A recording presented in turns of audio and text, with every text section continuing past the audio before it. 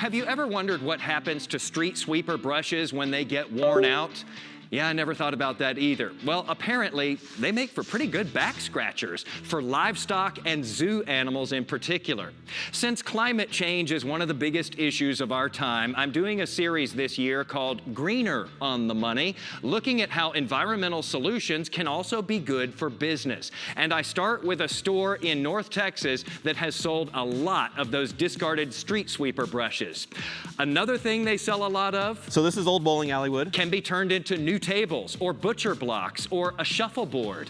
This store specializes in materials that are used but still have a lot of use left, often for ways that were never intended. You know, I honestly think this would be kind of cool in a man cave. Take, for instance, worn conveyor belts, huge rolls of them. That's me there.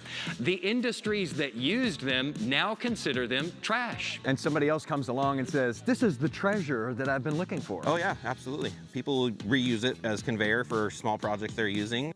Or to walk on in gardens, or to skirt their RVs. Also popular in Texas as windbreakers for cows. It is, keeping them warm. Used conveyors also have helped to corral cattle, or you could use old guardrail for that too. That is, if you have enough left over after constructing your rest stop shelter. Yep, painted used guardrail. I was amazed when I see some of the uses that people come up with for this stuff. It's very creative. Yeah. Are you still amazed when you see some of the things that people do with this stuff? Oh, absolutely, absolutely. That's Ryan Groth, the Director of Operations at Repurposed Materials, Inc. The photos I've been showing you came from them and their newsletter and their Instagram page. Their DFW location is one of 6 across the country, and it's their 3rd busiest. They get all of these items from companies and schools and governments, and then they sell them, usually for about half of what they would cost new. Buyers are companies, farmers, ranchers, governments, and just people. So just anybody can walk in here and sort of browse it and... Yeah, open to the public.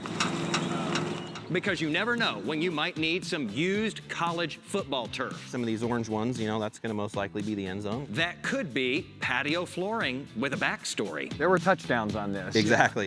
Maybe also grab some old gym flooring and convert it into tables and walls. And how about transforming whiskey and wine barrels? Still have the wine stains on them. Oh yeah. Into planters, tables, dog beds, dog houses, sinks, and storage cabinets. Perhaps the only item they sell that's more versatile than that is, of course, the used fire hose, which can become chairs, more chairs, a handrail, a chainsaw cover, guitar straps, and an animal playground, among other things. It's really fun to look at a retired boat turned into a raised garden and discarded billboard vinyls being used for a teepee or to cover hay bales. But seriously, this all started with a guy who worked in solid waste and saw way too much stuff being thrown out when it still had useful life. Keep in mind, all this stuff was destined for the landfill.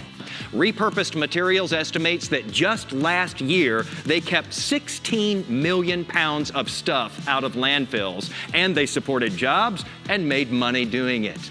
I have more info on this in my article today, posted at Jason Wheeler TV on Facebook and Twitter, and send me some photos there of your best repurposing ideas too. Maybe it'll help the rest of us learn some new ways to be greener on the money.